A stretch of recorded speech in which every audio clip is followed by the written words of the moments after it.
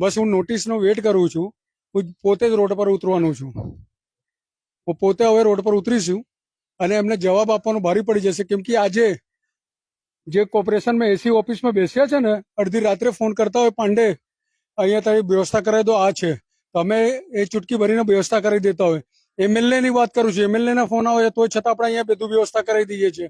વડોદરા શહેરમાં છેલ્લા 30-40 વર્ષથી ઉપરથી જલારામ સેવા ટ્રસ્ટ આખા અત્યાર સુધી વડોદરા શહેરમાં જે કોઈ લોકો મૃત્યુ પામ્યા છે એ લોકોને અગ્નિદાહ કરવા માટેની સંપૂર્ણ જે સેવા છે એ જલારામ સેવા ટ્રસ્ટ દ્વારા વર્ષોથી અત્યાર સુધી લાખો લોકોને આ સેવાનો લાભ મળ્યો છે અને ફ્રીમાં છે, કોઈ જાતનો ચાર્જ નહીં, કોઈ જાતના રૂપિયા નહીં, કશી જ વસ્તુ નહીં.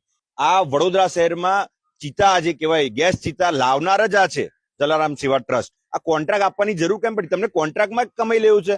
હું આ બાબત પર ઘણી ગંભીર આક્ષેપ લગાવું છું, કારણ કે સંઘને વિચારવું જોઈએ કે આ કયા નમૂનાઓને ચૂંટીને અહીંયા એમને મોકલ્યા છે કે નંગડો આમાંથી પણ કમાવાનું વિચારે છે, અગ્નિદાહમાંથી. આ યુવાનો તમે જુઓ, આ કોરોનામાં બિચારા છેકથી છેક સેવા આપી આપીને બે હાથ એમના જયારે સળગી જતા હોય એવા લોકોને પણ અહીંયાથી ખાલી કરી દેવાનો આદેશ આપ્યો છે કે તમે અહીંયાથી ખાલી કરી દો. અને આ કઈ રીતનું તંત્ર છે? રોજ આ સંપૂર્ણ વિગતમાં એમને કોર્પોરેશનને કોઈ ઇન્કમ સ્ત્રોત ના દેખાયો, નેતાઓને કોઈ ઇન્કમ સ્ત્રોત ના દેખાયો, અને જે 30-35 વર્ષથી જે ફ્રીમાં સેવા છે